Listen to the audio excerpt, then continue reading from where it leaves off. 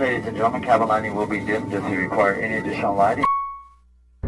Shalom, shalom, shalom, and most importantly, peace be upon you all. Today is another new segment of this ministry, codenamed Spiritual Lift. This segment is recapping a few of the conversations that I found to be interesting while driving for Lyft. So without any further ado, let's begin. So I picked up a young lady from her place of work, and we got into a really nice conversation. And I'm doing this based on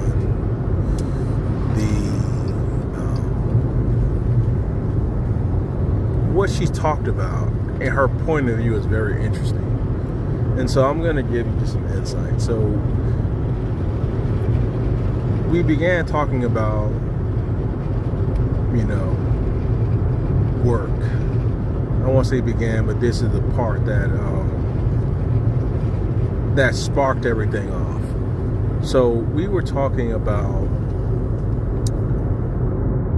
working hard, and I told her I don't believe that working hard is the way to achieve your goals. And she disagreed, which she has the right to.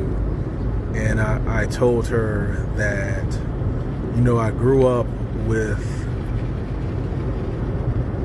the ideology from my father. The acronym for job is just over broke. J-O-B, just over broke. And I said, when you work hard, when you work hard, you're not working towards, those goals, to achieve the life that you want, because you're too busy working hard to do it. I said, you have to work smart. You have to figure out how to get into those pockets to where you are pretty much having the financial stability that you want. And she told me that she was a nurse, but she was working at this pizza joint because she likes to cook. And so we go to I say, there's certain things that you have to be passionate about, or I said that my wife owns a natural hair care salon, and that's her passion. She says she doesn't go to work, she goes to her passion. And I said, I don't really have that. Everything I do is go to work. And I told her I wouldn't have believed this if you would have told me, but my passion is actually teaching the Bible. And she's like, so you want to be a pastor? And I'm like, oh no. And I think I might have said, hell no. Nah, I said, I believe in the Bible, but I'm not a Christian. I used to be. I'm not a Christian. I said, all religion withholds the truth from its practitioners. And I said, most people don't even know, who or what the Bible is talking about. And she was like, yeah, Islam. And I was like, nah, the Bible is talking about the Israelites. Nothing about Islam. I said, Islam is just like Christianity. And she goes, Islam is nothing like Christianity. And I said, yeah. I said, Islam is the religion created that spawned from the Muslims, or the Moors, or the Arabs, or the Ishmaelites. The Ishmaelites, that's where they say that they come from, Ishmael. And she kind of got quiet, because it's like, this is history, this is stuff, information you don't know. And she had the whole hijab and face cover on. But I was telling her, I said, my passion is teaching that. I would have never thought that.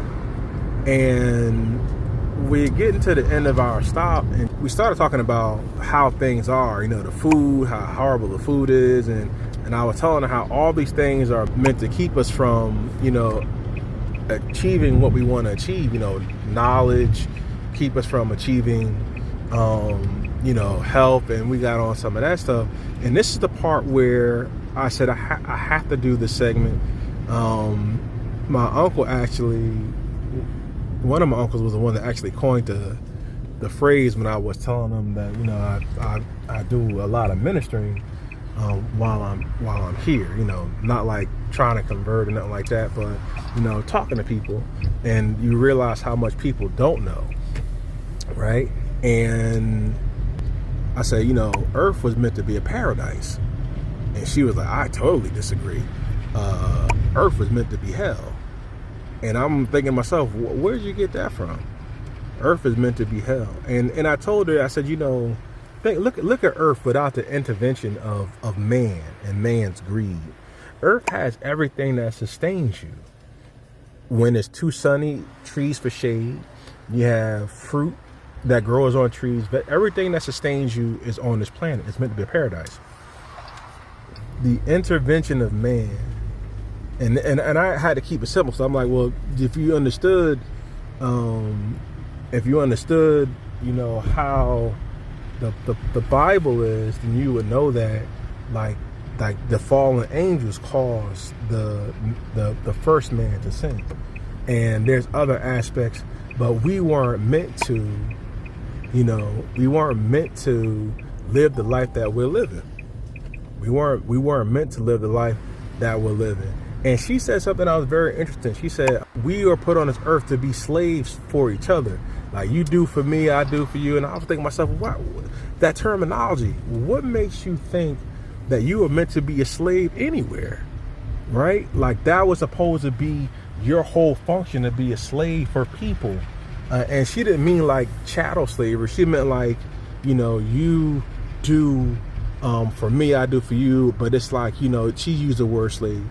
And I said the word Abdullah, the name Abdullah. I said Abdullah, which I believe is a slave to Allah, which, and it's not in the way that you would think. It's, somebody who's devoted to Allah.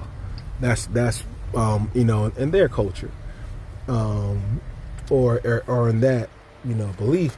But it was just interesting that her first instinct was this place was supposed to be a hell. And my question, or I didn't question because she had to get out of the car, but when I was riding, I said to myself, what did you have to do to be in hell? If this place is hell, what did you do to deserve being here? These are thoughts that don't come to people's mind. And it's not the first time I heard that before, because I've had conversations with people close to me who have said that this place is hell. And it is hell. When it comes down to living in America, when it comes down to living in parts of Africa, everywhere you go, there's a hell, because this is the intervention of man. It is man's way, man's doctrine. It is man's greed. It's man. No matter what hue of skin color, it's man, right? And it was interesting because she couldn't understand what she was saying. And whoever's doctrine that is, ask yourself, what did you do? If that's your ideology, what did you do to deserve being here? And if you're in hell, why can't you get yourself out of it?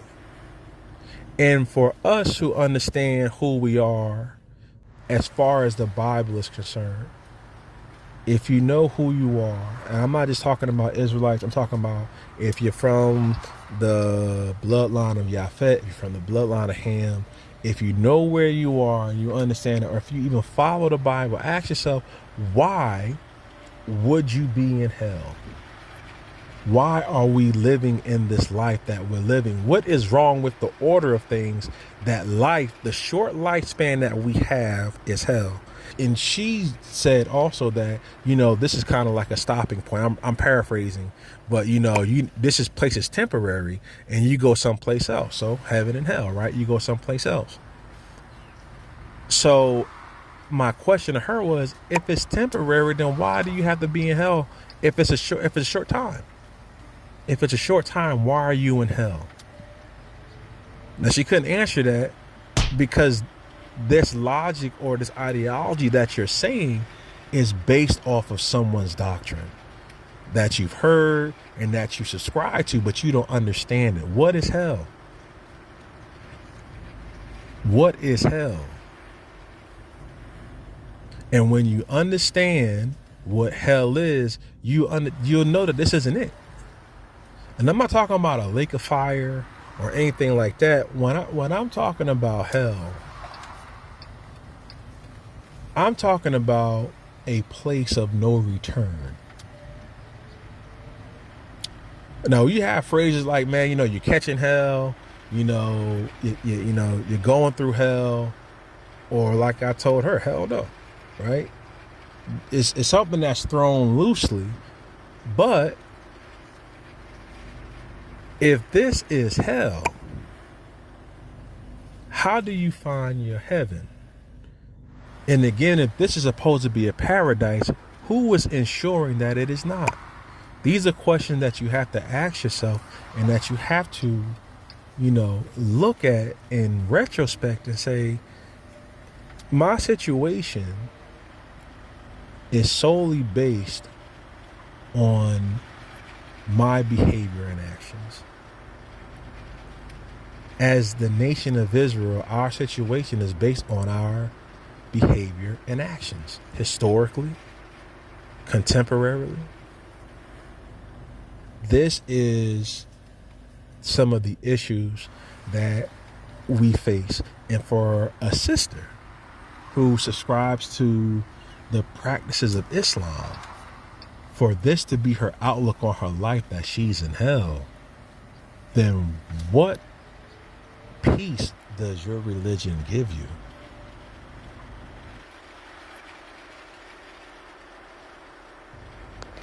With that, I say shalom, shalom, shalom, and peace be upon you all.